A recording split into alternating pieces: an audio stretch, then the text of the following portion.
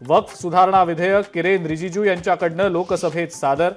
सुधारणा कायदा आणला नसता तर वक्फनं संसदेवरही दावा केला असता, किरेन रिजिजू यांचं वक्तव्य।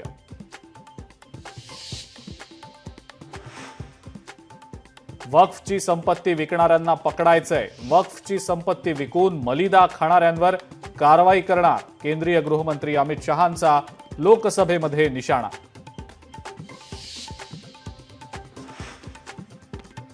काँग्रेसच्या समित्या केवळ शिक्का मारायच्या, आमचं सरकार चर्चा करून निर्णय घेतं, केंद्रीय गृहमंत्री अमित शहांचा काँग्रेसवर हल्लाबोल।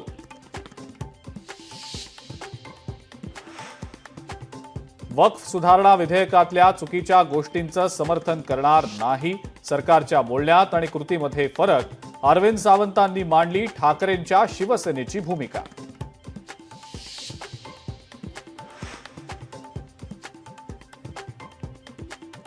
सरकार वक्फच्या जमिनी घेणार असा भ्रम पसरवण्याचं काम सुरू, ठाकरेंच्या शिवसेनेला हिंदुत्वासोबत हिंदूंचीही ॲलर्जी, बाळासाहेब आज असते तर तुम्ही हे भाषण केलं असतं का, श्रीकांत शिंदेंचा अरविंद सावंतांवर निशाणा।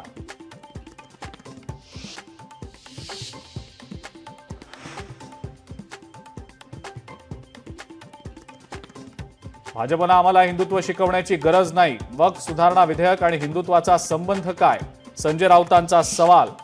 वक्फ विधेयकाला आरएसएसचाही पूर्ण पाठिंबा नसल्याचा केला दावा।